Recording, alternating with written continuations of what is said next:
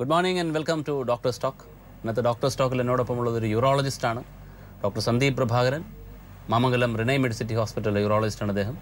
എന്നോടൊപ്പം അദ്ദേഹം ഇരിക്കുന്നതൊരു വളരെ കാലിക പ്രസക്തിയുള്ളൊരു വിഷയത്തെക്കുറിച്ച് സംസാരിക്കാനാണ്. കിഡ്നി സ്റ്റോൺസ് ഒരുപക്ഷെ എല്ലാവരും തന്നെ കേട്ടിട്ടുണ്ടാവും. മൂത്രത്തിലുണ്ടാകുന്ന കല്ലുകൾ, കിഡ്നി തുടങ്ങി മൂത്രാശയം എന്ന് പറയുന്ന കിഡ്നി തുടങ്ങി മൂത്രവാഹിനി കുഴൽ വരെ അല്ലെങ്കിൽ ബ്ലാഡർ വരെയുള്ള ആ ഒരു ഭാഗത്ത് വരെ എവിടെ വേണമെങ്കിലും വരാവുന്ന ചെറിയ കല്ലുകളെയാണ് നമ്മൾ കിഡ്നി സ്റ്റോൺസ് എന്ന് അല്ലെങ്കിൽ ഇറീനൽ സ്റ്റോൺസ് എന്ന് വിളിക്കുന്നത്. അത് ഈ കാലാവസ്ഥയിൽ ഒരുപക്ഷെ കൂടുതലായി കാണുന്നുണ്ടാവാം. ചൂട് കൂടുതലുള്ള നമ്മൾ കുടിക്കുന്ന വെള്ളത്തിൻ്റെ പകുതിയോളം തന്നെ വേർപ്പായി പോകുന്ന ഈ സമയത്ത് ഈ കാലാവസ്ഥയിൽ കൂടുതലായിട്ട് കാണുന്നതാണ്. മിഡിൽ ഈസ്റ്റിലൊക്കെ ജോലി ചെയ്യുന്നവർക്ക് വളരെ കോമൺ ആയിട്ട് കാണുന്ന ഒരു പ്രശ്നമാണ്.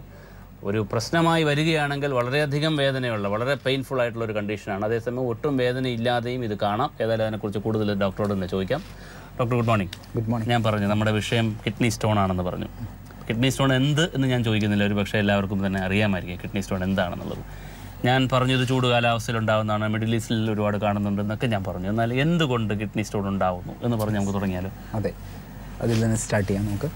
കിഡ്നി സ്റ്റോൺ എന്ന അസുഖം, കിഡ്നി സ്റ്റോൺ എന്നുള്ളത് ഒരു ബ്രോഡായിട്ട് പറയുന്നൊരു ടേമാണ്. സ്റ്റോൺ നമ്മൾക്ക് കിഡ്നിയിലാവാം, യൂറിറ്ററിലാവാം, കിഡ്നിയിൽ നിന്ന് കണക്ട് ചെയ്യുന്ന ട്യൂബുള്ള യൂറിറ്ററിലാവാം, ബ്ലാഡറിലാവാം. ഈ 3 സ്ഥലങ്ങളിൽ കാണാവുന്നതാണ് സ്റ്റോൺ. അപ്പോൾ ഈ എല്ലാ സ്റ്റോൺസും ഉണ്ടാവുന്നത് കിഡ്നിയിലാണ്. കിഡ്നിയിലുണ്ടാവുന്ന സ്റ്റോൺസിന് മെയിനായിട്ടുള്ള കാരണം എന്താണെന്ന് വെച്ചാൽ നമ്മൾ ഡീഹൈഡ്രേഷൻ അഥവാ നമ്മൾ കഴിക്കുന്ന ജലത്തിൻ്റെ അളവ് കുറയുക, ഇതായിരിക്കും പ്രൈമറി റീസൺ. പിന്നെ ഒരുപാട് ഡയറ്ററി ഫാക്ടേഴ്സ്, ഒരുപാട് ഭക്ഷണങ്ങളിലുള്ള ഒരുപാട് വ്യത്യാസങ്ങൾ, അതുകൊണ്ടും സ്റ്റോൺ വരാം. ഇപ്പോൾ ബ്രോഡായിട്ട് പറഞ്ഞാൽ നമ്മളിപ്പോൾ ഒരു കിഡ്നി സ്റ്റോൺ വന്ന ഒരു പേഷ്യൻറ്റിനോ ഒരു വരാതിരിക്കാനോ വേണ്ടി നമ്മൾ കുറച്ച് ഡയറ്ററി അഡ്വൈസസ് പറയാറുണ്ട്. ആദ്യമായിട്ട് പറയാറുള്ളത് അറ്റ്ലീസ്റ്റ് ഒരു ദിവസം 3 ലിറ്ററെങ്കിലും വെള്ളം കുടിക്കുക. രണ്ടാമതായിട്ട് ഉപ്പിൻ്റെ അംശം കുറയ്ക്കുക ഭക്ഷണത്തിൽ. ആഹാരം, കടൽ മത്സ്യം ഇവ മിതമായി ഭക്ഷിക്കുക. ഓക്സലേറ്റ് റിച്ച് ആയിട്ടുള്ള ഫുഡ്സ്, അതായത് കട്ടൻ ചായ, കട്ടൻ കാപ്പി, കാഷ്യൂ, ചോക്ലേറ്റ്, പിന്നെ തക്കാളി, ചീര. തക്കാളി, ചീര ഇതൊക്കെ വേവിച്ച് കഴിച്ചാൽ കുഴപ്പമില്ല, വേവിക്കാതെ കഴിച്ചാൽ ഹൈ ഓക്സിഡേറ്റ് ഫുഡാണ്. ഇത്തരം ഫുഡുകൾ കഴിവതും കുറയ്ക്കുക, കിഡ്നി സ്റ്റോൺ ഇൻസിഡൻസ് ഉള്ള പേഷ്യൻസിനോട് പറയുന്നത്. വേറൊന്ന്, കൂടുതലായിട്ട് നാരങ്ങ, ഓറഞ്ച്, മുസമ്പി, സിട്രേറ്റ് വർഗ്ഗത്തിലുള്ള ഫ്രൂട്ട്സ് കഴിക്കാൻ പറയാറുണ്ട്. കാരണം അതിലൊരു സിട്രേറ്റ് ഒരു നാച്ചുറൽ സ്റ്റോൺ ഫോർമേഷൻ പ്രിവെൻറ്റ് ചെയ്യുന്ന ഒരു വസ്തുവാണ്. അപ്പോൾ സിട്രേറ്റ് കൂടുതലുള്ള ഭക്ഷണങ്ങൾ കഴിച്ചാൽ സ്റ്റോൺ ഉണ്ടാകുന്ന ഒരു പരിധി വരെ നമുക്ക് തടയാൻ പറ്റും. നാരങ്ങ വെള്ളം കുടിക്കുക, സിമ്പിളായിട്ട് പറഞ്ഞാൽ ഉപ്പിടാതെ. ഓക്കെ. അപ്പോൾ ഈ സ്റ്റോൺസ് ഉണ്ടാകുന്നതിന് കാരണം ഒന്ന് നിർജ്ജലീകരണം അല്ലെങ്കിൽ ഡീഹൈഡ്രേഷൻ പറഞ്ഞു, 2 കുറേ ആഹാര സാധനങ്ങളുടെ കാര്യം പറഞ്ഞു. ഈ ആഹാര സാധനങ്ങൾ കഴിക്കുന്നവർക്കും എല്ലാവർക്കും അല്ലെങ്കിൽ സ്റ്റോൺ ഉണ്ടാവുന്നില്ലല്ലോ. അപ്പോൾ എവിടെയോ വേറെന്തോ ഒരു ഫാക്ടറും കൂടെ ഇല്ലേ? അതിന് ഒരു ജനിതകമായ ടെൻഡൻസി ഇതിന് പിറകിലുണ്ട്. ആ ടെൻഡൻസി ഉള്ളവർക്കാണ് നമ്മളൊരു പ്രിഡിസ്പോസിങ് ഫാക്ടേഴ്സ് ഉണ്ടാകുമ്പോൾ സ്റ്റോൺ ഉണ്ടാകുന്നത്. ടെൻഡൻസി ഇല്ലാത്തവർക്ക് അതുണ്ടാവുന്നില്ല. നമ്മൾ പറയാറുള്ളത്, ഒരു സ്റ്റോണിന് ഒരു ട്രീറ്റ്മെൻറ്റ് എടുത്തൊരു പേഷ്യനോട് പറയാം, നിങ്ങൾക്ക് 5 വർഷത്തിനുള്ളിൽ 50% ആൾക്കാർക്കും സ്റ്റോൺ വീണ്ടും വരാം. ഓക്കെ. അപ്പോൾ ഈ ഡയറ്ററി മോഡിഫിക്കേഷൻസ് കൊണ്ട് ഒരു പരിധി വരെ പ്രിവെൻറ്റ് ചെയ്യാൻ പറ്റും. അഥവാ നമ്മൾ പീരിയോഡിക് ഫോളോ അപ്പിലൂടെ നമുക്ക് ഏർലി ഫേസിൽ തന്നെ നമുക്ക് ട്രീറ്റ് ചെയ്യാൻ പറ്റും. അതാണ് ഈ സ്റ്റോൺസ് വരാൻ സാധ്യതയുള്ള ഒരു ഹൈ റിസ്ക് ഗ്രൂപ്പ് ഉണ്ടോ നമ്മുടെ ഇടയിൽ? ഹൈ റിസ്ക് ഗ്രൂപ്പ് എന്ന് വെച്ചാൽ അതൊരു ഞാൻ പറഞ്ഞില്ല, ഒരു ജനിതകമായ ഒരു അവസ്ഥയാണത്. ചില ആൾക്കാർ സ്റ്റോൺ ഫോർമേഷൻ ടെൻഡൻസി ഉണ്ടാവും. അതിനൊരു പ്രത്യേകിച്ചൊരു ജനറ്റിക് സ്റ്റഡി പ്രൂവൺ ജനറ്റിക് മ്യൂട്ടേഷനോ അതൊന്നുമില്ല. കുറച്ച് വളരെ റെയർ ആയിട്ടുള്ള മെഡുലറി സ്പോഞ്ച് കിഡ്നി അങ്ങനെ മുതലായ 1-2 റയറിറ്റികൾ ഇതിൽ പറയാറുണ്ട്. സ്റ്റോൺ വന്നാൽ ഇപ്പം നമ്മൾ എന്ത് അസുഖം വരികയാണ്, ഇപ്പോൾ ഡോക്ടർ നേരത്തെ പറഞ്ഞതുപോലെ നേരത്തെ തിരിച്ചറിയുകയാണെങ്കിൽ നമുക്ക് ചികിത്സിച്ച് കൂടുതൽ പ്രശ്നം ഉണ്ടാക്കാതെ ചികിത്സിക്കാമെന്ന് പറഞ്ഞില്ല. അപ്പോൾ അങ്ങനെയാണെങ്കിൽ അത് തിരിച്ചറിയണമെങ്കിൽ എന്തെങ്കിലുമൊക്കെ സിംറ്റംസ് ഉണ്ടാവണമല്ലോ. അതെ. അപ്പോൾ ഈ സിംറ്റംസ് എന്തൊക്കെയാണ് കോമൺ സിംറ്റംസ്? വളരെ ബ്രോഡായി പറയുകയാണെങ്കിൽ കിഡ്നി സ്റ്റോൺ, കിഡ്നിയിലിരിക്കുമ്പോൾ സ്റ്റോൺ മിക്കവാറും സ്റ്റോൺസ് അസിംറ്റമാറ്റിക് ആയിരിക്കും. അഥവാ ചില വളരെ വലിയ സ്റ്റോണുകൾ ഉണ്ടെങ്കിൽ ഒരു ഡൾ ഏക്കിംഗ് പെയിൻ, അത് വളരെ മൈൽഡ് ആയിട്ടുള്ളൊരു പെയിൻ ചിലപ്പോൾ ഈ വശങ്ങളിൽ കാണപ്പെടാറുണ്ട്. കടുത്ത വേദന എപ്പോഴും കാണുന്നത് ഈ കിഡ്നിയിൽ നിന്ന് സ്റ്റോൺ യൂറിറ്ററിലോട്ട് ഫോൾ ചെയ്യുമ്പോഴാണ്. ഓക്കെ. കിഡ്നിയിൽ നിന്ന് സ്റ്റോൺ യൂറിറ്റിലോട്ട് ഫോളോ ചെയ്യുമ്പോഴാണ് കടുത്ത പെയിൻ, ബുദ്ധിമുട്ട്. പേഷ്യൻസ് നിങ്ങൾ കണ്ടിട്ടുണ്ടാവും, വളരെ കടുത്ത വേദനയോട് പേഷ്യൻസ് പ്രസൻറ്റ് ചെയ്യുന്നത് കണ്ടിട്ടുണ്ടാവും. അപ്പോൾ അങ്ങനെ ഉണ്ടാകുന്നത് യൂറിറ്ററിലോട്ട് സ്റ്റോൺ ഫോളോ ചെയ്യും. അതിന് യൂറിട്രിക് കോളിക് എന്നാണ് പറയുന്നത്. ബേസിക്കലി കിഡ്നി സ്റ്റോൺ യൂറിറ്റിലോട്ട് ഫോൾ ചെയ്യുമ്പോഴാണ് കടുത്ത വേദന ബുദ്ധിമുട്ടൊക്കെ ഉണ്ടാകുന്നത്. പിന്നെ ചുരുക്കം സിറ്റുവേഷൻസിൽ ഇതുപോലെ പനിയായിട്ടും പേഷ്യൻസിന് കിഡ്നി ഫങ്ഷൻ പ്രോബ്ലം ആയിട്ടൊക്കെ പ്രസൻറ്റ് ചെയ്യാറുണ്ട്. നീര് വയ്ക്കുക ശരീരത്തിൽ, അതുപോലെ തന്നെ കിഡ്നി ഫങ്ഷണൽ പ്രോബ്ലംസ് ഒക്കെ ആയിട്ട് പ്രസൻറ്റ് ചെയ്യാറുണ്ട്. വേറൊരു സിറ്റുവേഷൻ എന്ന് വെച്ചാൽ ഈ സ്റ്റോൺ ബ്ലാഡറിൽ എത്തിക്കഴിഞ്ഞാൽ യൂറിൻ പോകാൻ തടസ്സം, യൂറിൻ പോകുമ്പോൾ വേദന, യൂറിൻ ഒഴിച്ചു കഴിഞ്ഞാൽ വീണ്ടും യൂറിൻ ഒഴിക്കാൻ തോന്നുക, ഇത്തരം സിംറ്റംസുമായിട്ട് ചുരുക്കം ചില സന്ദർഭങ്ങളിൽ പ്രസൻറ്റ് ചെയ്യാറുണ്ട്. ഈ എല്ലാ സ്റ്റോണും ഇതുപോലെ വേദനയോടുകൂടിയോ അല്ലെങ്കിൽ സിംറ്റംസോടുകൂടിയോ പ്രസൻറ്റ് ചെയ്യുന്ന സ്റ്റോൺസ് ആണ്? അത് വേദനയില്ലാതെ വരുന്നത്? ഞാൻ പറഞ്ഞില്ലേ, കിഡ്നിയിൽ നിന്ന് സ്റ്റോൺ ഫോൾ ചെയ്യുമ്പോൾ ആ സിംറ്റംസ് ഉണ്ടാവും. വേദനയുണ്ടാവും, ബ്ലാഡറിലെത്തിയാൽ ഇറിറ്റേഷൻസ് ഉണ്ടാവും, യൂറിൻ അടിക്കടി പോകാനുള്ള ഒരു ത്വരയുണ്ടാവും, പോയി കഴിഞ്ഞാൽ തന്നെ വീണ്ടും urine incomplete sensation after voiding, അതായത് യൂറിൻ ഒഴിച്ചു കഴിഞ്ഞിട്ടും വീണ്ടും യൂറിൻ ചെയ്യാൻ വേണ്ടി പോകണമെന്ന് തോന്നും. ഇതൊക്കെ യൂറിട്രിക് സ്റ്റോൺസിന്റെ സിംറ്റംസ് ആണ്, അഥവാ ബ്ലാഡർ സ്റ്റോൺസ്. സ്റ്റോൺസ് എല്ലാം ഒരേ മെറ്റീരിയലാണ് അതോ പല തരത്തിലുള്ള സാധനം? ഇല്ല, സ്റ്റോണിനെ നമുക്ക് ബ്രോഡ്ലി നമുക്ക് 4 രീതിയിൽ നമുക്ക് തിരിക്കാൻ പറ്റും. ഒന്ന് calcium oxalate stone, calcium phosphate stone, struvite stone and uric acid stone. ഇതാണ് 4 ബ്രോഡ് തരത്തിലുള്ള സ്റ്റോണുകൾ. നമ്മൾ വളരെ കോമൺ ആയിട്ട് കാണപ്പെടുന്ന സ്റ്റോൺ 80% സ്റ്റോൺസും കാൽഷ്യം ഓക്സലേറ്റ് സ്റ്റോൺസ് ആണ്. ഇതിലൊരു 10% യൂറിക് ആസിഡ് സ്റ്റോൺസ് കാണാം, ഒരു 7-8% കാൽഷ്യം ഫോസ്ഫേറ്റ് സ്റ്റോൺസ് കാണാം, സ്ട്രുവൈറ്റ് സ്റ്റോൺസും കാണാവുന്നതാണ്. നമുക്കൊരു അപ്രോക്സിമേറ്റ്ലി 5%. നമ്മളെ കേരളത്തിൽ കൂടുതലായി കാണപ്പെടുന്നത് യൂറിക് ആസിഡ് സ്റ്റോൺസ് കൂടുതലായി കാണുന്നുണ്ട്. ചിലപ്പോൾ നമുക്ക് സ്റ്റോൺസ് ഒരു കോമ്പിനേഷനിൽ കാണാറുണ്ട്, കാൽഷ്യം ഓക്സലേറ്റും യൂറിക് ആസിഡും കൂടിയുള്ള കോമ്പിനേഷനായിട്ട് കാണാറുണ്ട്. കേരളത്തിൽ കൂടുതലായിട്ട് യൂറിക് ആസിഡ് സ്റ്റോൺസ് കാണുന്നുണ്ട് കമ്പയർഡ് ടു അതർ പ്ലേസസ്. അത് കാരണം നമ്മൾ മാംസാഹാരം ഒരുപാട് കഴിക്കുന്നുണ്ട്. ഈ സ്റ്റോൺസിന്റെ സിംറ്റമായിട്ട് ബ്ലീഡിങ് ഒരു സിംറ്റമായിട്ട് വരാമോ? മൂത്രത്തിൽ ബ്ലീഡ് ചെയ്യുന്നത്? അതെ, മൂത്രത്തിൽ ബ്ലീഡ് ചെയ്യുന്ന സിംറ്റംസ് വരാറുണ്ട്. അതും യൂറിട്രിക് സ്റ്റോണിന്റെ സിംറ്റമാണ്. യൂറിറ്ററിലോട്ട് സ്റ്റോൺ വന്ന് വരുമ്പോൾ ആ സ്റ്റോൺ ഇരുന്ന് ആ യൂറിറ്ററിന്റെ വാൾസിനെ, ഭിത്തികളെ ഇറോഡ് ചെയ്യുമ്പോൾ ഉണ്ടാവുന്നതാണ് ബ്ലീഡിങ് കാണാവുന്നത്. അതിനോടൊപ്പം തന്നെ വേദനയും ഉണ്ടാവും. വേദനയാണ് പ്രൈം സിംറ്റം അപ്പോൾ ചുരുക്കി പറഞ്ഞാൽ. ഓക്കെ, ഇപ്പോൾ ഒരു വേദനയുമായിട്ടൊരു പേഷ്യൻറ്റ് അല്ലെങ്കിൽ സ്റ്റോണിൻ്റെ വേദനയായിട്ട് ഒരു പേഷ്യൻറ്റ് വരികയാണെന്നുണ്ടെങ്കിൽ അടുത്ത നടപടി എന്തായിരിക്കും? അടുത്തതായിട്ട് നമ്മൾ ആദ്യം ഒരു യൂറിൻ റുട്ടീൻ എക്സാമിനേഷൻ, ഒരു കിഡ്നി ഫങ്ഷൻ ടെസ്റ്റ് ആൻഡ് ഒരു ബേസിക് ആയിട്ടുള്ള അൾട്രാസൗണ്ട് സ്കാൻ ചെയ്ത് നോക്കുന്നതായിരിക്കും. എന്തിനാന്ന് വെച്ചാൽ ഒന്ന് യൂറിനിൽ കൊറോബറേറ്റീവ് ഫൈൻഡിങ്, ചില സമയത്ത് അൾട്രാസൗണ്ട് ഡിറ്റക്ട് ചെയ്യാത്ത കാര്യം, ചിലപ്പോൾ യൂറിനിൽ ഒരു കൊറോബറേഷൻ ഉണ്ടെങ്കിൽ നമുക്ക് CT സ്കാൻ എടുത്ത് 100% ഉറപ്പ് വരുത്താൻ പറ്റും സ്റ്റോൺ ഉണ്ടോ ഇല്ലേ എന്നുള്ള കാര്യം. കാരണം CT സ്കാൻ ആണ് ഏറ്റവും മോസ്റ്റ് സെൻസിറ്റീവ് ഇൻവെസ്റ്റിഗേഷൻ. പക്ഷേ കോസ്റ്റ് എഫക്റ്റീവ്നെസ് ഇല്ലാത്തത് കാരണം നമ്മൾ അൾട്രാസൗണ്ടിനെയാണ് കൂടുതൽ ഡിപ്പെൻഡ് ചെയ്യുന്നത്. പക്ഷേ അതിനൊരു സെൻസിറ്റിവിറ്റി ഒരു 70% ആണ്, 70% ആണ്. അപ്പോൾ രണ്ടും കൂടി കൊറോബറേറ്റ് ചെയ്യാൻ വേണ്ടിയാണ് ഇങ്ങനെ ചെയ്യാറുള്ളത്. കിഡ്നി ഫംഗ്ഷൻ ടെസ്റ്റ് എന്തിനാണെന്ന് വെച്ചാൽ ചില ദിവസം പ്രസൻറ്റ് ചെയ്യുന്ന സമയത്ത് നമ്മളുടെ കിഡ്നി ഫംഗ്ഷണൽ അബ്നോർമാലിറ്റീസ് ഉണ്ടെങ്കിൽ അതൊരു ഇൻഡിക്കേഷനാണ്, ഉടനെ തന്നെ ആ സ്റ്റോണിനെ ഏതെങ്കിലും രീതിയിൽ ട്രീറ്റ് ചെയ്യുക എന്നുള്ളതിന് ഇൻഡിക്കേഷനാണ്. അതിനുവേണ്ടിയാണ് കിഡ്നി ഫംഗ്ഷൻ ടെസ്റ്റ് ചെയ്യുന്നത്. ഈ 3 ടെസ്റ്റുകൾ ഉണ്ടെങ്കിൽ ഒരു പരിധിവരെ നമുക്ക് സ്റ്റോണിനെ കുറിച്ചൊരു ഐഡിയ കിട്ടുന്നതായിരിക്കും. അതിനനുസരിച്ചുള്ള ട്രീറ്റ്മെൻറ്റ് മൊഡാലിറ്റീസ് നമുക്ക് അഡോപ്റ്റ് ചെയ്യാൻ പറ്റുന്നതായിരിക്കും. ഈ ട്രീറ്റ്മെൻറ്റ് മൊഡാലിറ്റീസ് എന്ന് പറയുമ്പോഴത്തേക്ക് എന്തൊക്കെയാവാം നിങ്ങളുടെ ട്രീറ്റ്മെൻറ്റ് മൊഡാലിറ്റീസ്? ട്രീറ്റ്മെൻറ്റ് മൊഡാലിറ്റീസ് എന്ന് പറയുമ്പോൾ നമ്മളത് സ്റ്റോണിൻ്റെ ട്രീറ്റ്മെൻറ്റ് നമ്മൾ നിശ്ചയിക്കുന്നത് സ്റ്റോൺ ഇരിക്കുന്ന പൊസിഷൻ പ്ലസ് സ്റ്റോണിൻ്റെ സൈസ്, ഈ 2 കാര്യങ്ങൾ ഇൻക്ലൂഡ് ചെയ്തിട്ടാണ്. പിന്നെ പേഷ്യൻ്റ് ഫാക്ടേഴ്സ്. ഒരു എക്സാമ്പിൾ, ഒരു കിഡ്നിയിലാണ് സ്റ്റോൺ ഇരിക്കുന്നത് കരുതുക. കിഡ്നിയിലുള്ള 5 മില്ലിമീറ്റർ താഴെയുള്ള സ്റ്റോൺസിന് പ്രത്യേകിച്ച് ട്രീറ്റ്മെൻറ്റ് ഒന്നും വേണ്ട. നമ്മൾ സാധാരണ അഡ്വൈസ് ചെയ്യാറുള്ളത് കൂടുതലായിട്ട് വെള്ളം കുടിക്കുക, ഡയറ്ററി ഫാക്ടേഴ്സൊക്കെ ഒന്ന് കറക്റ്റ് ചെയ്യുക, ആൻഡ് ഒരു പീരിയോഡിക്കലി ഒരു 6 മാസം കൂടുമ്പോഴോ അല്ലെങ്കിൽ 1 ഇയർ കൂടുമ്പോഴോ ഒരു അൾട്രാസൗണ്ട് സ്കാൻ എടുത്ത് നോക്കുക.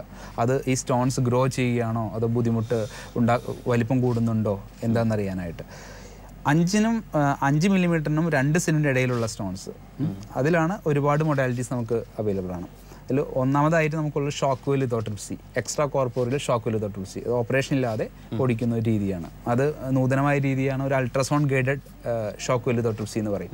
അത് വളരെ ഉത്തമമായ ഒരു രീതിയാണ്, വളരെ കറക്റ്റായിട്ട് സ്റ്റോണിനെ ഫോക്കസ് ചെയ്ത് പൊടിക്കാൻ പറ്റുന്ന ഒരു നൂതനമായ രീതിയാണ്. അത് അഡോപ്റ്റ് ചെയ്യാവുന്നതാണ്. രണ്ടാമത്തെ ഒരു ഓപ്ഷൻ എന്ന് വെച്ചാൽ റിട്രോഗ്രേഡ് ഇൻ്റർനൽ സർജറി, ഒരു ഫ്ലെക്സിബിൾ യൂറിട്രോസ്കോപ്പ് എന്ന് പറയും. ആ യൂറിട്രോസ്കോപ്പ് കിഡ്നിക്കുള്ളിലോട്ട് പോയിട്ട് ലേസർ മുഖാന്തരം, ലേസർ വഴി അതിനെ ഈ സ്റ്റോണിനെ പൊടിച്ചു മാറ്റാം. മാറ്റാവുന്നതാണ്. മൂന്നാമത്തെ രീതിയാണ് PCNL, കീ ഹോൾ. അത് കിഡ്നിയിലെ ഒരു ഹോൾ ഉണ്ടാക്കിയിട്ട് ആ സ്റ്റോൺസിനെ റിമൂവ് ചെയ്യാൻ പറ്റും. ഇതെല്ലാം സ്റ്റോണിൻ്റെ സൈസ് അനുസരിച്ചിരിക്കും. മിക്കവാറും വലിയ സ്റ്റോൺസിനാണ് PCNL നമ്മൾ അഡോപ്റ്റ് ചെയ്യും. കാരണം അത് കുറേ കൂടി ഇൻവേസീവ് സർജറിയാണ്, കുറച്ചുകൂടി ജനറൽ അനസ്തീഷ്യയിലുള്ള, കുറച്ചുകൂടി പേഷ്യൻ്റ് മോബിലിറ്റി കൂടുതലുള്ള സർജറിയാണ്. ഇനി അടുത്തത് കിഡ്നിയിലിരിക്കുന്ന 2 സെൻറ്റിന് മുകളിലുള്ള സ്റ്റോൺസ്, അവയ്ക്ക് PCNL ആണ് ബെസ്റ്റ് ചോയ്സ്. കാരണം ബാക്കിയുള്ള മൊഡാലിറ്റീസൊക്കെ ഈ 2 സെൻറ്റ് മുകളിലുള്ള സ്റ്റോൺസിന് നമ്മൾ അഡോപ്റ്റ് ചെയ്താൽ സ്റ്റോൺ ഫ്രാഗ്മെൻറ്റേഷൻ, ഒരുപാട് സ്റ്റോൺ റെസിഡ്യൂ കിടക്കാൻ ചാൻസ് ഉണ്ട്. പിന്നെ സ്റ്റോൺ റിലേറ്റഡ് ഇഷ്യൂസ്, അത് സ്റ്റോൺ ഞാൻ പറഞ്ഞത് യൂറിറ്ററിലോട്ട് സ്റ്റോൺ ഫോൾ ചെയ്യുമ്പോഴാണ് ഏറ്റവും കൂടുതൽ പ്രോബ്ലം പേഷ്യൻസ് ഉണ്ടാകുന്നത്. ഈ സ്റ്റോൺസ് ഒക്കെ യൂറിറ്ററിലോട്ട് വന്ന് പ്രോബ്ലംസ് ഉണ്ടാക്കാൻ, ബ്ലോക്ക് ഉണ്ടാകാനുള്ള ചാൻസ് കൂടുതലാണ്. ഈ ESW ഇപ്പോൾ പറഞ്ഞ് കേട്ടതിൽ നിന്നും ESWയിലായിരിക്കും ഒരു പക്ഷേ നിങ്ങൾ ഏറ്റവും കൂടുതൽ അഡോപ്റ്റ് ചെയ്യുന്ന പ്രൊസീജിയർ? ഇല്ല, അങ്ങനെയല്ല. ഷോക്ക് ലിത്തോട്രിപ്സി ഒരു മൊഡാലിറ്റിയാണ്, ഫ്ലെക്സിബിൾ യൂറിട്രോസ്കോപ്പി ഒരു മൊഡാലിറ്റിയാണ്. ഷോക്ക് ലിത്തോട്രിപ്സി ഏറ്റവും അഡ്വാൻറ്റേജ് എന്ന് വെച്ചാൽ cost effectiveness as well as non invasive ആണ്. ഈ ഫ്ലെക്സിബിൾ യൂറിട്രോസ്കോപ്പിയുടെ ഒരു അത് ഇൻവേസീവ് ആണ്, ബട്ട് ലെസ് ഇൻവേസീവ്. അതായത് നമ്മൾ കിഡ്നിയിലൊരു ഹോളോ ബ്ലീഡിങ്ങിൻ്റെ ചാൻസോ കുറവാണ്. പക്ഷേ ഫ്ലെക്സിബിൾ യൂറിട്രോസ്കോപ്പി ഒരു കോസ്റ്റ്ലി മൊഡാലിറ്റിയാണ്. കാരണം ഒരു ഫ്ലെക്സിബിൾ യൂറിട്രോസ്കോപ്പി ലൈഫ് വളരെ കുറവാണ്. അപ്പോൾ അതൊരു കോസ്റ്റ്ലി മൊഡാലിറ്റിയാണ്. ഓക്കെ. ഈ ട്രീറ്റ്മെൻറ്റ്സ് ചെയ്താൽ ഇപ്പം PCNLോ അല്ലെങ്കിൽ ലിത്തോട്രിപ്സി ചെയ്താലോ അല്ലെങ്കിൽ ഈ പറഞ്ഞ ഫ്ലെക്സിബിൾ യൂറിട്രോസ്കോപ്പി ചെയ്താലോ ഈ സാധനങ്ങൾ റെക്കറൻസ് വരാനുള്ള ചാൻസ്? അത് ഞാൻ പറഞ്ഞില്ലേ, അതായത് 50% ആൾക്കാർക്ക് വിത്തിൻ 5 years ഒരു സ്റ്റോണിൻ്റെ ട്രീറ്റ്മെൻറ്റ് കഴിഞ്ഞാലും റിക്കറൻസ് വരാനുള്ള ചാൻസ് ഉണ്ട്. അപ്പോൾ പൊതുവായിട്ടുള്ളൊരു ധാരണ സ്റ്റോൺ പൊടിച്ചാലും വീണ്ടും വരും എന്നുള്ളതാണ്. അത് ആക്ച്വലി പേഷ്യൻറ്റിന് ടെൻഡൻസിയാണത്. അതിന് ബേസിക്കലി നമ്മൾ ആ സ്റ്റോൺ അനലൈസ് ചെയ്യാൻ കൊടുക്കുക. ഏത് സെപ്പറേറ്റ് ടൈപ്പ് ഓഫ് സ്റ്റോൺസ് ആണോ എന്ന് നോക്കുക, ഡിഫറെൻറ്റ് ടൈപ്പ് സ്റ്റോൺസ് ആണോ നോക്കുക, ഏതെങ്കിലും ഭക്ഷണ പദാർത്ഥം നമുക്ക് അവോയ്ഡ് ചെയ്യേണ്ടതുണ്ടോ എന്ന് നോക്കുക, ഡയറ്ററി ഫാക്ടേഴ്സൊക്കെ ഒന്ന് കറക്റ്റ് ചെയ്യുക. ഇതൊക്കെ ചെയ്താൽ ഒരു പരിധി വരെ അത് നമുക്ക് പ്രിവെൻറ്റ് ചെയ്യാൻ പറ്റുന്നതാണ്. ഓക്കെ. ഈ ലിത്തോട്രിപ്സിയൊക്കെ ചെയ്യുമ്പോഴത്തേക്ക് അതിൻ്റെ സ്റ്റോണിൻ്റെ ഫ്രാഗ്മെൻറ്റ്സ് ഉണ്ടാവും എന്ന് പറഞ്ഞാൽ, അപ്പോൾ ഇത് മുഴുവൻ ഡ്രെയിൻ ചെയ്ത് പോകാൻ വേണ്ടിയിട്ട് നമുക്ക് എന്താ ചെയ്യാം? നമ്മൾ നോർമലി ലിത്തോട്രിപ്സി ചെയ്യുമ്പോൾ ഒരു DJ സ്റ്റെൻറ്റ് ഇൻസേർട്ട് ചെയ്യാറുണ്ട്. അതായത് കിഡ്നിയെയും ബ്ലാഡറിനെയും കണക്ട് ചെയ്യാനുള്ള ഒരു സോഫ്റ്റ് സൈലാസ്റ്റിക് ട്യൂബാണ് DJ സ്റ്റെൻറ്റ്. അപ്പോൾ അത് ടെമ്പററി ആയിട്ടുള്ളൊരു ട്യൂബാണ്. അത് ഉള്ളിലുണ്ടാവും. അതിന് ശേഷമാണ് നമ്മൾ ഷോക്ക് ലിത്തോട്രിപ്സി കൊടുക്കാറുള്ളത്. അപ്പോൾ ഈ ചെറിയ തരികളൊക്കെ ആ സ്റ്റെൻറ്റിൻ്റെ സൈഡിലൂടെ ഊർന്നിറങ്ങി പൊക്കോളും. അങ്ങനെയാണ് ചെയ്യാറുള്ളത് സാർ. ഈ പേഷ്യൻസിന് പിന്നീട് എന്തെങ്കിലും റെസ്ട്രിക്ഷൻസ് അങ്ങനെ എന്തെങ്കിലും ഉണ്ടോ? ഈ പറയുന്ന ഈ ലിത്തോട്രിപ്സി എല്ലാം OP പ്രൊസീജിയർ ആണോ അതോ പേഷ്യന്റ് OP പ്രൊസീജിയറാണ്? അതിനുശേഷം അവർക്ക് 1-2 ദിവസത്തെ റെസ്റ്റ് പറയാറുണ്ട്. അതിനുശേഷം നോർമൽ ആക്ടിവിറ്റി റെസ്യൂം ചെയ്യാവുന്നതാണ് പേഷ്യൻസ്. വെള്ളം കുടിയിലോ അങ്ങനെ എന്തെങ്കിലും റെസ്ട്രിക്ഷൻ? വെള്ളം കൂടി കൂടുതലായിട്ട് കുടിക്കണം. ഈ പലപ്പോഴും അൾട്രാസൗണ്ട് സ്കാൻ എടുക്കുമ്പം സ്റ്റോൺ ഉള്ള പേഷ്യൻസിൽ ചിലപ്പോൾ ഈ ഹൈഡ്രോനെഫ്രോസിസ് എന്നൊരു കണ്ടീഷൻ കാണാറുണ്ടല്ലോ. അതെന്താന്ന് വെച്ചാൽ അത് യൂറിട്രിക് സ്റ്റോൺ ആണ്. യൂറിട്രിലോട്ട് സ്റ്റോൺ വന്ന് ഫോൾ ചെയ്യുമ്പോൾ അത് ഒരു പാർഷ്യൽ ഒബ്സ്ട്രക്ഷൻ ഉണ്ടാക്കുന്നു യൂറിൻ്റെ ഫ്ലോവിന്. കിഡ്നിയിൽ നിന്ന് വരുന്ന യൂറിൻ്റെ ഫ്ലോവിന് പാർഷ്യൽ ആയിട്ടുള്ളൊരു തടസ്സം ഉണ്ടാക്കുന്നു. അതുകൊണ്ടാണ് ഈ കിഡ്നിക്ക് വരുന്ന ഒരു വീക്കം. അതാണ് ഹൈഡ്രോനെഫ്രോസിസ് എന്ന് പറയുന്നത്. അതിനർത്ഥം യൂറിറ്ററിലോട്ട് സ്റ്റോൺ ഇറങ്ങിയിട്ടുള്ള ബ്ലോക്ക് ഉണ്ടെന്നുണ്ട്. ഈ റീനൽ സ്റ്റോൺ ഇപ്പോൾ ഈ പറഞ്ഞതുപോലുള്ള ട്രീറ്റ്മെൻറ്റ് ഓപ്ഷൻസ് എല്ലാം എടുത്ത് ചികിത്സിച്ച് റീനൽ സ്റ്റോൺ ക്ലിയർ ചെയ്ത പാസേജ് ക്ലിയർ ചെയ്തില്ലെങ്കിൽ, സമയത്ത് നമ്മളത് ചെയ്തില്ല എങ്കിൽ എന്തെങ്കിലും അപകടങ്ങൾ, കോംപ്ലിക്കേഷൻസ്? അതെ, വ്യക്തമായ ഒരു മെത്തഡോളജി ഉണ്ട്. ഒരു യൂറിറ്ററിലോട്ടൊരു സ്റ്റോൺ വന്നാൽ, അതായത് നമ്മൾക്കൊരു 10 ദിവസം വരെ വലിയ രീതിയിലുള്ള നീര് കിഡ്നിക്ക് ഇല്ലാന്നുണ്ടെങ്കിൽ 10 ദിവസം വരെ മൈൽഡ് ഹൈഡ്രോനെഫ്രോസിസ് മാത്രമേ ഉള്ളൂന്നുണ്ടെങ്കിൽ 10 ദിവസം വരെ നമുക്ക് മെഡിക്കൽ എക്സ്പെൽസീവ് തെറാപ്പി കൊടുക്കാവുന്നതാണ്. കുറച്ച് മെഡിസിൻസ് ഉണ്ട്, സ്റ്റോൺസിനെ എക്സ്പെൽ ചെയ്ത് കളയാനുള്ള കുറച്ച് മരുന്നുകൾ സ്റ്റാർട്ട് ചെയ്ത് നമുക്ക് നോക്കാവുന്നതാണ്. എന്നിട്ട് 10 ദിവസത്തിനുള്ളിൽ നമ്മളൊന്ന് റിപ്പീറ്റ് സ്കാൻ എടുത്ത് നോക്കുക. അതിൽ കിഡ്നിയിൽ നീര് മാറിയിട്ടില്ല എന്നുണ്ടെങ്കിൽ സർജറി ചെയ്ത് ആ സ്റ്റോണിനെ മാറ്റി നീര് മാറ്റുക കിഡ്നിയുടെ. വേറൊരു രീതി എന്ന് വെച്ചാൽ ഈ സ്റ്റോൺ വന്ന് കടുത്ത വേദന വീണ്ടും വീണ്ടും വരികയാണ്. നമ്മൾ ഈ മെഡിക്കൽ തെറാപ്പി സ്റ്റാർട്ട് ചെയ്തിട്ടും വേദന വീണ്ടും വീണ്ടും വരുന്നുണ്ട്, കിഡ്നി ഫംഗ്ഷൻ എന്തെങ്കിലും അബ്നോർമാലിറ്റി വരുന്നുണ്ട് എങ്കിൽ പിന്നെ ആ മാന്തിക്കുന്നതിൽ കാര്യമില്ല. നേരെ തന്നെ ആ യൂറിറ്ററിലുള്ള സ്റ്റോണിനെ റിമൂവ് ചെയ്യുക എന്നുള്ളതാണ് രീതി. ഇപ്പോൾ ഈ യൂറിറ്ററിലല്ല സ്റ്റോൺ, കിഡ്നിയിലാണ് സ്റ്റോൺ എങ്കിൽ പലപ്പോഴും സൈലന്റ് ആയിരിക്കുമല്ലോ, സിംറ്റംസ് ഉണ്ടാവാൻ സാധ്യതയില്ല. അപ്പോൾ അങ്ങനെയെങ്കിൽ നമ്മൾ അറിയാതെ ചിലപ്പോൾ അതൊരു വലിയ സ്റ്റോണായി മാറാൻ സാധ്യതയുണ്ട്. അതിൻ്റെ കോംപ്ലിക്കേഷൻ എന്തായിരിക്കും നമ്മളത് അറിയാതെ പോയി കഴിഞ്ഞാൽ? ഒരു കാര്യം എന്ന് വെച്ചാൽ ഇപ്പോൾ ഒരു സെന്റിമീറ്റർ സ്റ്റോൺ ആണെന്ന് വിചാരിക്കുക കിഡ്നിയിലുണ്ട്, നമ്മൾ അറിയാതെ പോയി എന്ന് വെച്ചാൽ അതൊന്ന് വളർന്ന് വലുതായി അതൊരു 2.5 സെന്റിമീറ്റർ സ്റ്റോണായി. അപ്പോൾ നമ്മൾ ഉപയോഗിക്കുന്ന മൊഡാലിറ്റി ഇൻവേസീവ് മൊഡാലിറ്റി മാത്രമേ നമുക്ക് യൂസ് ചെയ്യാൻ പറ്റത്തുള്ളൂ. ലൈക്ക് PCNL നമുക്ക് യൂസ് ചെയ്യാൻ പറ്റത്തുള്ളൂ. അതൊരു ഇൻവേസീവ് ആയിട്ടുള്ള സർജറിയാണ്. പക്ഷേ 1 സെന്റിമീറ്റർ സ്റ്റോൺ നമ്മൾ കണ്ടുപിടിച്ചാൽ നമുക്കതിനെ സുഖമായിട്ട് ഷോക്ക് ലിത്തോട്രിപ്സി കൊണ്ട് ക്ലിയർ ചെയ്യാൻ പറ്റും. റീനൽ ഫെയിലിയർ അതുപോലുള്ള എന്തെങ്കിലും കോംപ്ലിക്കേഷൻസ് സാധ്യതയുണ്ടെന്ന്? അതായത് സ്റ്റോണിൻ്റെ സൈസ് കൂടുന്തോറും കിഡ്നി ഡാമേജ് ഉണ്ടാവാൻ ചാൻസ് കൂടുതലാണ്. ചില ആൾക്കാരുണ്ട് വളരെ സൈലൻ്റ് ആയിട്ട് ഒരു സ്റ്റാഗോൺ കാൽക്കുലേ എന്ന് പറയും, മാൻ്റെ ശിഖരങ്ങളുമായിട്ടുള്ള സ്റ്റോണുകളുമായിട്ട് വരും. ആ കിഡ്നിക്ക് ഒരു നല്ല രീതിയിലുള്ള ഡാമേജ് അപ്പോഴേക്കും സംഭവിച്ചിട്ടുണ്ടാവും. Okay okay. അപ്പോൾ അങ്ങനെയുള്ള സ്റ്റോൺസ് പലപ്പോഴും സൈലൻറ്റും ആയിരിക്കും ഈ കിഡ്നിക്കുള്ളിലുള്ള സ്റ്റോൺ ആയതുകൊണ്ട്. ഇപ്പോൾ ഈ കിഡ്നി സ്റ്റോൺ വരാതിരിക്കാനായിട്ട് അല്ലെങ്കിൽ അതൊരു പ്രിവെൻറ്റീവ് തലത്തിൽ തന്നെ സമീപിക്കാനായിട്ട് നമുക്ക് എന്തൊക്കെ ചെയ്യാൻ പറ്റും? ആദ്യം നേരത്തെ ഞാൻ പറഞ്ഞില്ല, ആദ്യമായിട്ട് നന്നായിട്ട് വെള്ളം കുടിക്കുക. ഒരു ദിവസം ഒരു 3 ലിറ്റർ വെള്ളം കുടിക്കുക. ഉപ്പ് കുറയ്ക്കുക. ഡയറി പ്രോഡക്ട്സ് കംപ്ലീറ്റ്ലി അവോയ്ഡ് ചെയ്യരുത്. ഡയറി പ്രോഡക്ട്സ് കംപ്ലീറ്റ്ലി അവോയ്ഡ് ചെയ്താൽ ഓക്സലേറ്റ്സ് എന്നുള്ള പദാർത്ഥങ്ങൾ അബ്സോർപ്ഷൻ കൂടും. അപ്പോൾ സ്റ്റോൺ ഫോർമേഷൻ ടെൻഡൻസി കൂടുകയാണ് ചെയ്യുന്നത്. അപ്പോൾ മിതമായ രീതിയിൽ diary products, milk and milk products കഴിക്കാവുന്നതാണ്. ഓക്സലേറ്റ് റിച്ച് ഫുഡ്സ് സ്റ്റോൺ വന്നിട്ടുള്ള ആൾക്കാരാണെങ്കിൽ കഴിവതും അവോയ്ഡ് ചെയ്യുക. ഓക്സലേറ്റ് റിച്ച് ഫുഡ്സ് ഞാൻ പറയുന്നത് എന്താ വെച്ചാൽ കട്ടൻ ചായ, കട്ടൻ കാപ്പി, കാഷ്യൂ, ചോക്ലേറ്റ്, ഇത് കംപ്ലീറ്റ്ലി അവോയ്ഡ് ചെയ്യുക. തക്കാളി വേവിച്ച് കഴിക്കാം കുറച്ച് മാത്രം. ചീര വേവിച്ച് മാത്രം കുറച്ച് മാത്രം കഴിക്കാം. മാംസാഹാരം മിതമായിട്ട് ഭക്ഷിക്കുക. കടൽ മത്സ്യങ്ങൾ കുറച്ച് കഴിവതും കുറച്ച് ഉപയോഗിക്കുക. നാരങ്ങ, ചെറുനാരങ്ങ, മുസംബി, ഓറഞ്ച്, സിട്രസ് വർഗ്ഗത്തിലുള്ള ഫ്രൂട്ട്സ് ധാരാളം കഴിക്കുക. ഇതാണ് ബേസിക് അഡ്വൈസ്. ഓക്കെ. അപ്പോൾ നമ്മളിപ്പം സ്റ്റോൺസിൻ്റെ ട്രീറ്റ്മെൻറ്റ് ഓപ്ഷൻസിനെ കുറിച്ച് പറഞ്ഞപ്പോഴത്തേക്ക് ESWL പറഞ്ഞു, മറ്റേ ലിത്തോട്രിപ്സി പറഞ്ഞു, മറ്റേ യൂറിട്രോസ്കോപ്പി പറഞ്ഞു, പിന്നെ PCNL പറഞ്ഞു. ഈ 3 കേട്ടതിൽ നിന്ന് എനിക്ക് തോന്നുന്നു ഈ PCNL ആണ് കുറച്ചൊരു സങ്കീർണതകൾ കൂടുതലുള്ള ഒരു സംഭവം അതാണെന്ന് തോന്നി. അതൊരു സർജറി തന്നെയാണ്, ഓൾമോസ്റ്റ് ഒരു മുഴുവൻ സർജറി തന്നെയാണ്. അപ്പോൾ അതിനെക്കുറിച്ച് കൂടുതലൊന്ന് പറയാമോ? PCNL ഒരു എൻഡോസ്കോപ്പിക് രീതിയാണ്. വലിയ സ്റ്റോൺ, കിഡ്നിയിലിരിക്കുന്ന വലിയ സ്റ്റോൺസിനെ റിമൂവ് ചെയ്യാനുള്ള ഒരു എൻഡോസ്കോപ്പിക് രീതിയാണ്. അതിലെന്താ ചെയ്യുക, നമ്മൾ ശരീരത്തിന് പുറം ഭാഗത്ത് കിഡ്നിയുടെ പുറത്ത് നിന്ന് ഒരു കീഹോൾ ഇൻസിഷനിലൂടെ എൻഡോസ്കോപ്പ് കിഡ്നിക്കുള്ളിലോട്ട് പ്രവേശിക്കുകയും അതിനുള്ള സ്റ്റോൺസിനെ ബ്രേക്ക് ചെയ്ത് എടുക്കുകയും ചെയ്യുന്നൊരു രീതിയാണ് PCNL.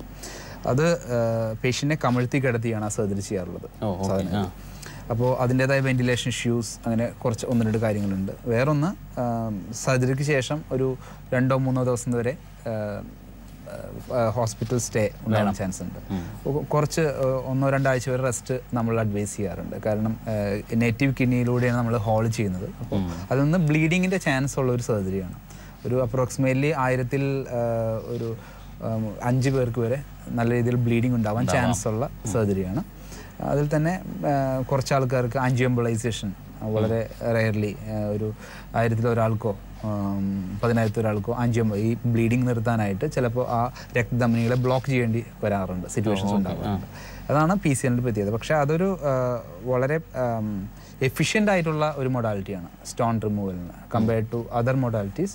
വലിയ സ്റ്റോൺ ബൾക്ക് കൂടുതലുണ്ടെങ്കിൽ അതൊരു വളരെ എഫിഷ്യൻ്റ് ആയിട്ടുള്ള ഒരു മൊഡാലിറ്റിയാണ് സ്റ്റോൺ റിമൂവലിന് വേണ്ടിയിട്ട്. ഈ പൊതുവേ സർജറികളുടെ കാര്യം പറയുമ്പോൾ എപ്പോഴും എല്ലാവരും വളരെ അടിവരയിട്ട് പറയുന്ന കാര്യമാണ് എൻഡോസ്കോപ്പിക് സർജറികളുടെ അഡ്വാൻറ്റേജസിനെ കുറിച്ച്, അല്ലേ? അതെന്താണെന്നൊന്ന് അത് വിശദീകരിക്കാമോ? അതെ, എൻഡോസ്കോപ്പിക് സർജറീസ് എന്ന് വെച്ചാൽ നമ്മൾ ആദ്യം പറഞ്ഞ യൂറിട്രോസ്കോപ്പി ആൻഡ് ഫ്ലെക്സിബിൾ യൂറിട്രോസ്കോപ്പി, അതെല്ലാം നമ്മൾ നേറ്റീവ് കിഡ്നിയിലൂടെ ഒരു ഹോളോ ഒന്നും ചെയ്യുന്നില്ല.